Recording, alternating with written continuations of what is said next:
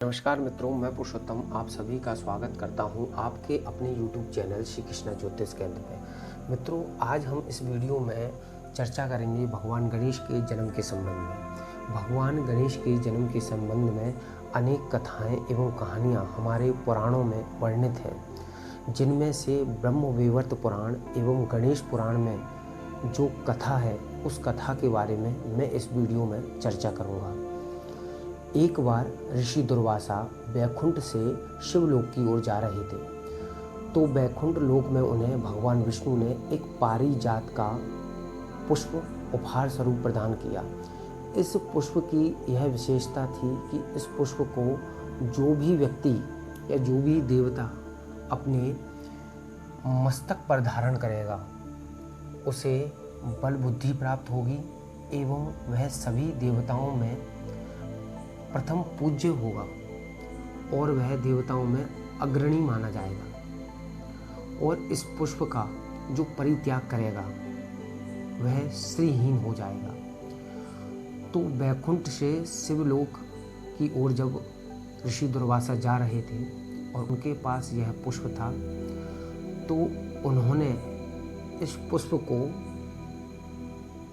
इंद्र को देने का विचार किया, क्योंकि इंद्र देवताओं का राजा है। इसीलिए ऋषि दुर्वासा ने सोचा कि इस पुष्प को इंद्र को दिया जावे। जब ऋषि दुर्वासा शिवलोक की ओर जा रहे थे, तो रास्ते में पुष्पभद्र नाम की नदी पर इंद्र रंभा नाम की अप्सरा के साथ जल क्रीड़ा में मग्न थे। जब ऋषि दुर्वासा ने यह पुष्प उनको दिया, तो उन्होंने यह पुष्प ऐरावत हाथी के मस्तक पर रख दिया। जैसा कि इस पुष्प का गुण था कि इस पुष्प को जो धारण करेगा उसे बल बुद्धि प्राप्त होगी और वह देवताओं में अग्रणी माना जाएगा, और जो इसका त्याग करेगा वह शीघ्र ही श्रीहीन हो जाएगा।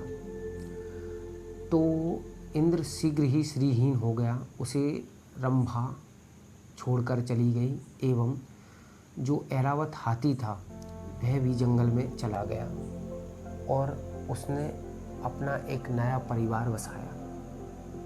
इधर शिवलोक में माता पार्वती ने मिट्टी से एक बालक का निर्माण किया।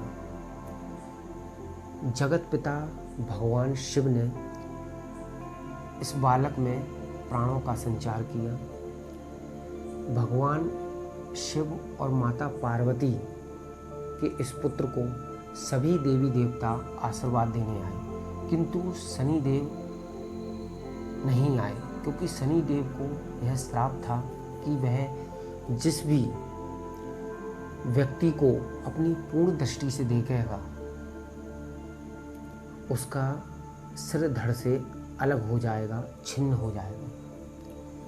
तो माता पार्वती के आग्रह पर वह इस बालक को आशीर्वाद देने के लिए आए, और जैसे ही उन्होंने आशीर्वाद दिया और बालक को अपनी पूर्ण दृष्टि से देखा, तो उनका उस बालक का सिर धड़ से अलग हो गया। भगवान शिव के आदेश से भगवान विष्णु जंगल में जाते हैं और ऐरावत हाथी का सिर लेकर आते हैं और वह सिर उस बालक को लगा देते हैं। जैसा कि ऐरावत हाथी ने पारिजात पुष्प को अपने मस्तक पर धारण किया था, तो पारिजात पुष्प के कारण जो गुण ऐरावत में थे वह गुण इस बालक में आ गए। मित्रों, जिस दिन यह घटना हुई वह दिन था भाद्रपद कृष्ण पक्ष चतुर्थी। भाद्रपद कृष्ण पक्ष चतुर्थी से चतुर्दशी तक गणेश उत्सव मनाया जाता है। गजमुख धारण करने के कारण इस बालक का एक नाम गजानन भी है। गज अर्थात हाथी और आनन अर्थात मुख अर्थात गजानन। गजानन का एक नाम गणेश भी है। गण का अर्थ यहाँ है समूह और ईश का अर्थ है उस समूह के स्वामी अर्थात गणेश। भगवान शिव के सेवकों को भी गण कहा गया है। उसके अधिपति भी भगवान गणेश हैं, इस कारण इनको गणपति भी कहा गया है।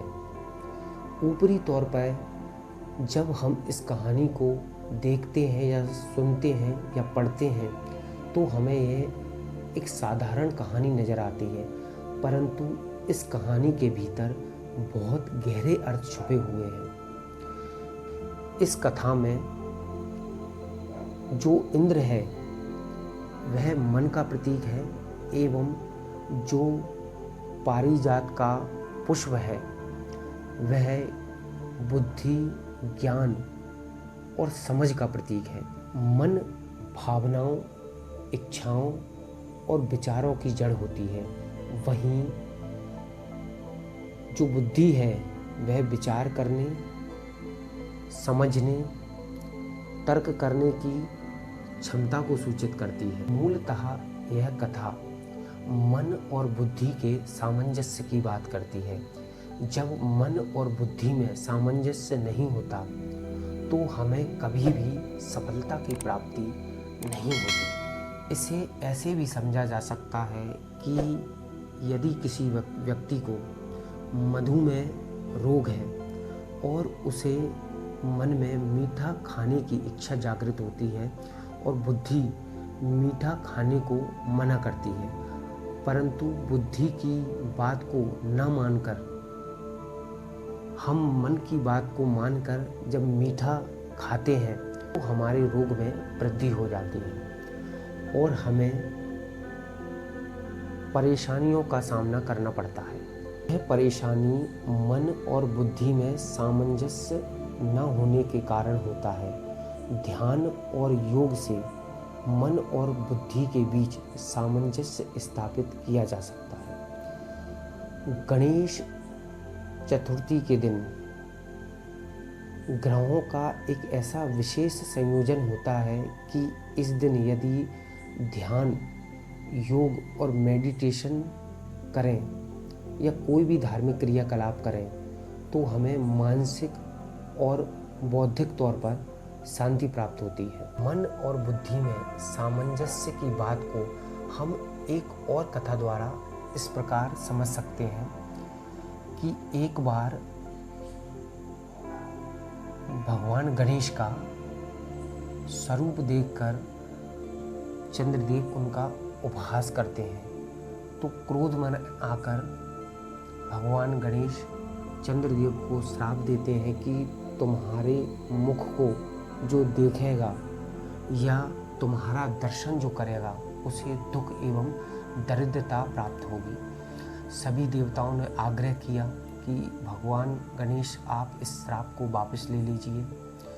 भगवान गणेश ने यह श्राप तो वापस नहीं लिया, परंतु इसकी अवधि को छोटा कर दिया, कम कर दिया और उन्होंने एक दिन निश्चित किया कि यदि चंद्रदेव का इस दिन जो भी दर्शन करेगा या उन्हें देखेगा तो उसे दुख एवं दरिद्रता प्राप्त होगी। वह दिन था चतुर्थी का अर्थात गणेश चतुर्थी का। इस दिन जो भी चंद्र का दर्शन करेगा उसे दुख एवं दरिद्रता की प्राप्ति होगी। ज्योतिष में चंद्र को मन का प्रतीक भी माना गया है। इस अनुसार यहाँ वास्तविक चंद्र की नहीं अर्थात मन की बात हो रही है। यहाँ मन को नियंत्रित करने की बात हो रही है और मन को नियंत्रित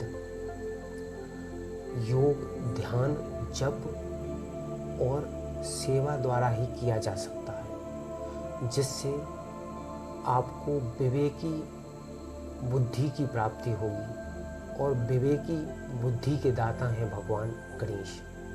अब हम चर्चा करते हैं कि भगवान गणेश की 10 दिनों तक उपासना क्यों करते हैं। एक कथा अनुसार भगवान गणेश ने महाभारत का लेखन 10 दिनों तक किया और 10वें दिन उन्होंने सरस्वती नदी में स्नान किया। इस कारण 10 दिनों तक इनके जन्म से लेकर चतुर्दशी तक, अर्थात चतुर्थी से लेकर चतुर्दशी तक हम भगवान गणेश की उपासना करते हैं और चतुर्दशी को भगवान गणेश की मूर्ति को जल में विसर्जित करते हैं। भगवान गणेश की 10 दिन पूजा करने का एक कारण और है। भगवान गणेश को 10 महाविद्याओं की शक्ति भी प्राप्त है। भगवान गणेश की उपासना करने से हमें 10 महाविद्याओं की पूजा का फल प्राप्त होता है। मित्रों, अब बात करते हैं भगवान गणेश की पूजा विधि का। तो भगवान गणेश की पूजा विधि के लिए आप किसी विद्वान ब्राह्मण को लेकर आएं, उनसे विधिवत पूजा कराएं, तो इससे आपको उत्तम फल की प्राप्ति होगी। आशा करता हूँ कि आपको मेरी यह वीडियो अच्छी लगी होगी। यदि आपको मेरी यह वीडियो अच्छी लगी है तो आप मेरी इस वीडियो को लाइक करें, शेयर करें, कमेंट करें और सब्सक्राइब अवश्य करें। धन्यवाद। जय श्री कृष्ण।